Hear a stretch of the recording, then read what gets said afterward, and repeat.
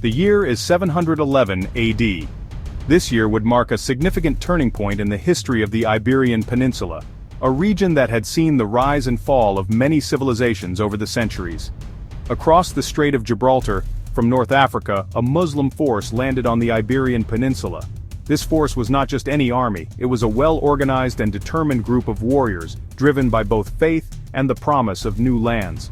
This force was led by a commander named Tariq ibn Ziyad. Tariq was a skilled and charismatic leader, whose name would soon become legendary in the annals of history. The Iberian Peninsula was then ruled by the Visigothic kingdom. The Visigoths, a Germanic people, had established their rule after the fall of the Roman Empire, but their kingdom was now facing internal strife and weakening power. Tariq's army clashed with the Visigothic forces at the Battle of Guadalete. This battle was not just a mere skirmish, it was a fierce and pivotal confrontation that would determine the fate of the region. The battle was a decisive victory for the Muslims. The Visigothic king, Roderick, was killed, and his army was routed, leaving the path open for further Muslim advances. This victory paved the way for the rapid conquest of most of the Iberian Peninsula. Within a few years, the Muslims had taken control of key cities and regions, establishing their dominance over the land. This marked the birth of Al-Andalus, a new Muslim province in Europe. Al-Andalus would become a melting pot of cultures where Muslims, Christians, and Jews coexisted and contributed to a vibrant and diverse society. Al-Andalus, under Muslim rule, would become a beacon of knowledge and culture. The region saw advancements in science, medicine, philosophy, and the arts, attracting scholars from across the known world. Its influence would be felt across Europe for centuries to come. The intellectual and cultural achievements of Al-Andalus would leave a lasting legacy, shaping the course of European history. The arrival of Islam in Iberia was a turning point in history. It not only changed the political landscape but also ushered in a new era of cultural and intellectual flourishing. The legacy of this period can still be seen today in the architecture, art, and cultural traditions of modern Spain and Portugal. With the conquest of Iberia, a new society began to take shape. Muslims, Christians, and Jews coexisted in Al-Andalus. Arabic became the language of administration and scholarship. However, other languages and religions were tolerated. Cities like Córdoba, Toledo, and Seville flourished under Muslim rule. They became centers of trade, learning, and the arts. Islamic art and architecture began to grace the land. Mosques, palaces, and gardens were built, showcasing intricate designs and innovative engineering. The Great Mosque of Córdoba, with its iconic arches, became a symbol of Al-Andalus's architectural prowess. This period saw a fusion of cultures and traditions. This fusion created a unique and vibrant society in Al-Andalus. At the heart of Al-Andalus was Córdoba. Once a Roman provincial capital, Córdoba was transformed into a magnificent metropolis. Under the Umayyad dynasty, Córdoba became the capital of Al-Andalus. It quickly grew in size and importance, becoming a rival to Baghdad and Constantinople. The city's population swelled to over 400,000 people. It became one of the largest and most sophisticated cities in the world. Córdoba boasted paved streets, streetlights, and a sophisticated water management system. Libraries, universities, and bathhouses were built, attracting scholars and students from across the Muslim world. The city became a hub for the translation of ancient Greek and Roman texts into Arabic.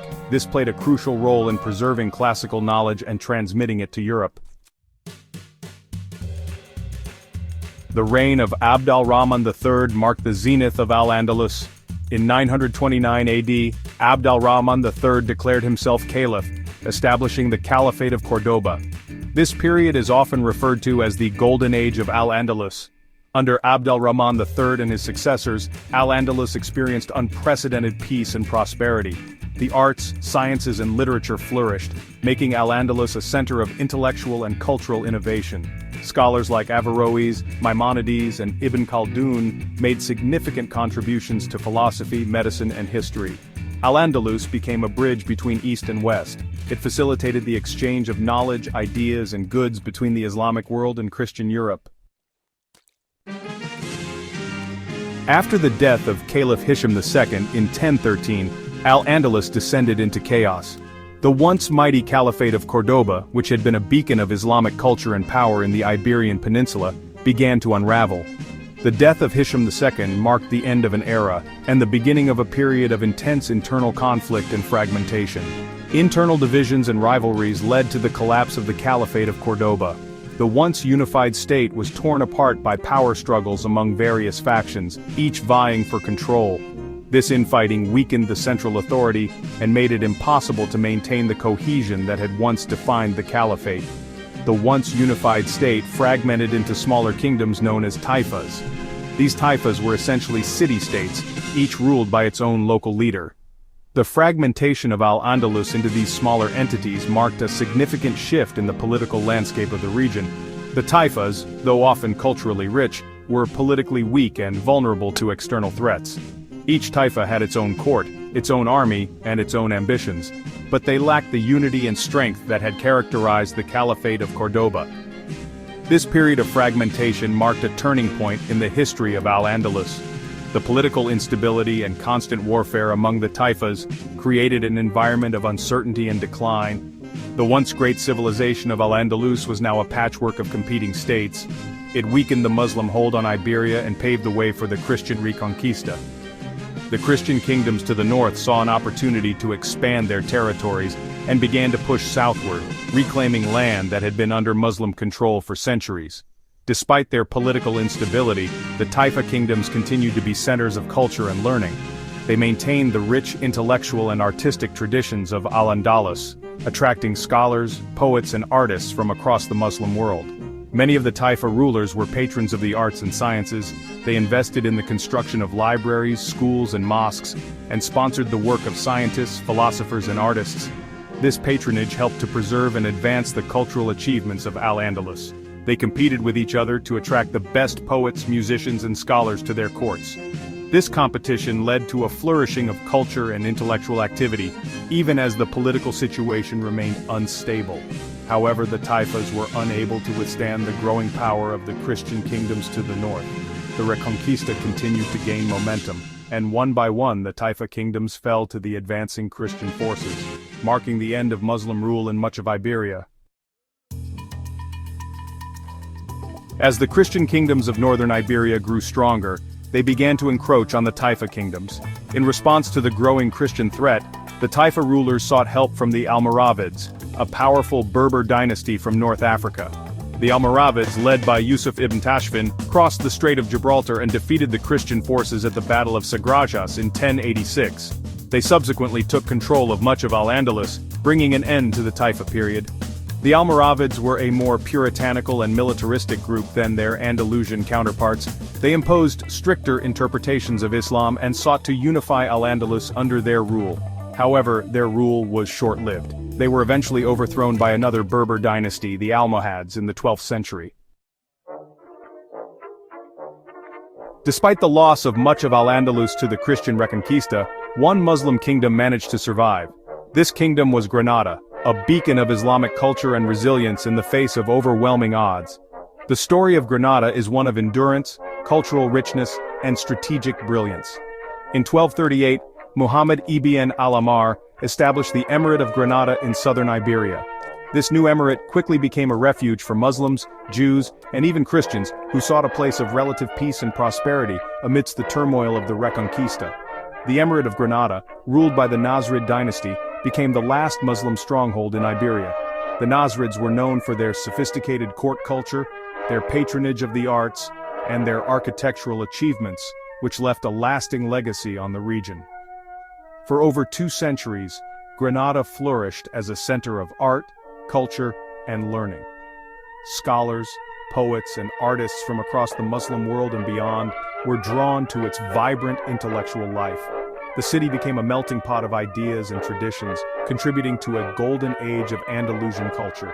The Alhambra, a magnificent palace and fortress complex, became a symbol of Granada's splendor. Its intricate architecture and beautiful gardens are a testament to the artistic and engineering prowess of the Nasrid dynasty.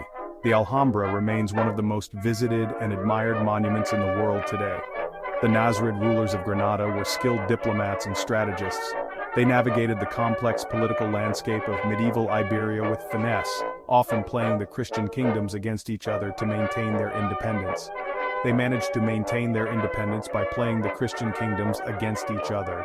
This delicate balance of power allowed Granada to survive for centuries, even as the rest of Al-Andalus fell to the Reconquista. However, the Reconquista was relentless. The Christian kingdoms of Castile and Aragon were determined to complete their conquest of the Iberian Peninsula. Despite Granada's best efforts, the pressure continued to mount.